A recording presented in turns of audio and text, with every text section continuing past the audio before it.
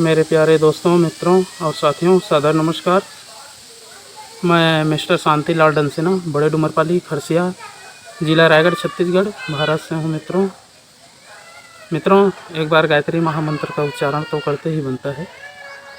ओम भूर्भुवः स्वः तत्सवितुर्वरेण्यं भर्गो देवस्य धीमहि धियो यो नः प्रचोदयात्।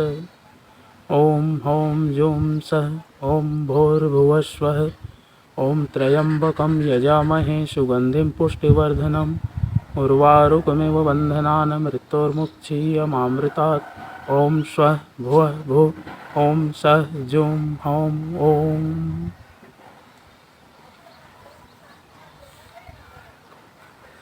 मेरे प्यारे साथियों, हम लोग जब भी गायत्री महामंत्र का उच्चारण करते हैं तो सबसे पहले संपुट आती है ओम। ओम शब्द ही परमात्मा का स्वरूप है और इस स्वरूप को अपने इस शरीर में, इस पिंड में स्थापित होते हुए देखना और हमारी जो प्राण तत्व है इसका प्रतिबिंब के रूप में अनुभव करना सिखलाता है। और गायत्री मंत्र से हमें ताकत मिलती है, शौर्य मिलता है, बल मिलता है, हर प्रकार के अच्छे चीज़ों का एहसास होता है। जीवन हर प्राणी को मिला है।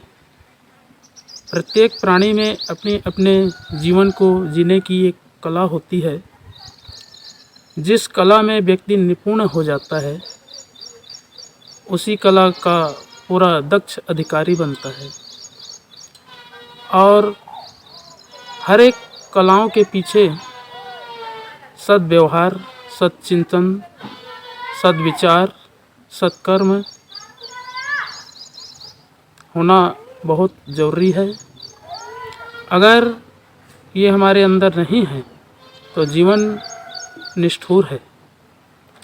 और गायत्री मंत्र से जो हमारे प्राणों की रक्षा होती है, हमारे प्राणों की रक्षक कौन है? सूर्यदेव, सविता देवता।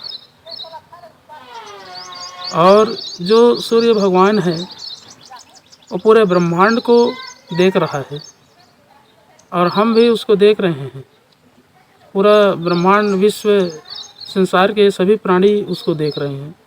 लेकिन ये जो गायत्री मंत्र के स्रोत हैं यही सूर्य भगवान है, सविता देवता है। अगर प्रातःकालीन सूर्य की किरणें को यदि हम देखते हैं, हमारे शरीर के रोम रोम, कण कण में, अंग अंग में समाहित करते हैं, प्रविष्ट करते हैं, तो चेहरे में कांति आती है, शरीर में बल, ऊर्जा, ताकत मिलती है।